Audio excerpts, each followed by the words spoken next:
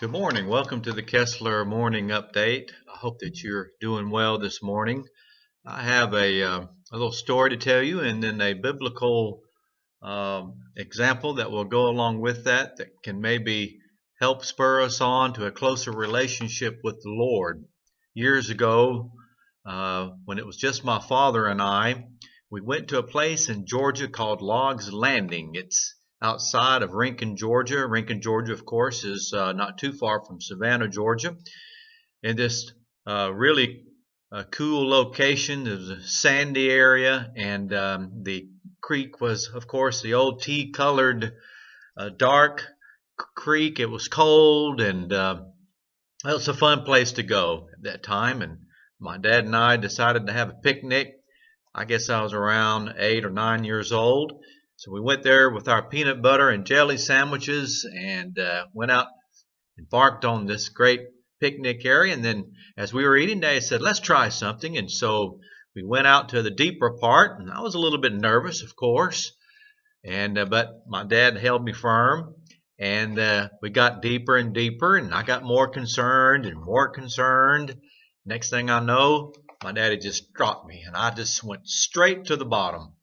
And I thrashed and I clawed and I tried to grab a hold of anything I could. I thought I was going to drown. Next thing I know, my dad picked me up, and I'm sputtering and I'm yelling and I'm crying and I'm saying, Daddy, how could you? You was going to let me drown.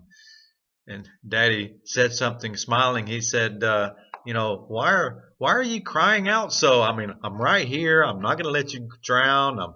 I'm right next to you. I'm here to help you. He says, by the way, how do you like your first swimming lesson? So my first swimming lesson did not go very happily, if you want to know my opinion at that time. But I was thinking about that the other day, and as I was reading a passage in Exodus chapter 14, if you know the story there, the children of Israel were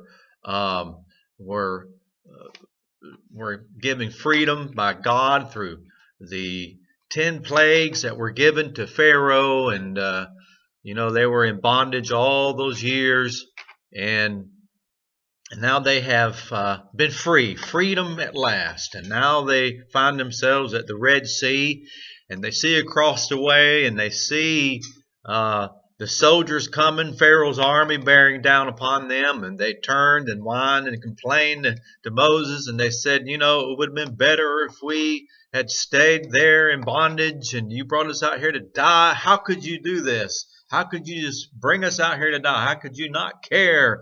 How could you do this to us? And Moses said, now you just watch the salvation from the Lord. You just watch what happens next. And God said something very, very strange to me. He said there in verse 15, and the Lord said to Moses, why do you cry out to me? Seems kind of weird, doesn't it, for God to say, why do you cry out to me? I was thinking about that.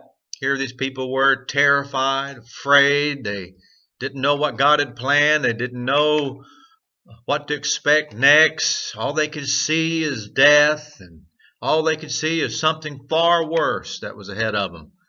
And this statement by God appears to be anything but positive. And yet here we have this case. Here we have this special moment by God who says, why do you cry out to me? In essence, what God was saying here for me and for you this morning is, don't question my loyalty to you. Don't doubt that I'm here for you. Don't doubt that I will save you. I didn't bring you out here to die. I didn't bring you out here just to be defeated. I brought you out here for victory. Victory. That's why you are on my side. That's why I've chosen you. That's why you are my people, my special treasure. And I think that sometimes we cry out more than we trust His sovereignty and His providence. What do you think this morning? I appreciate your time.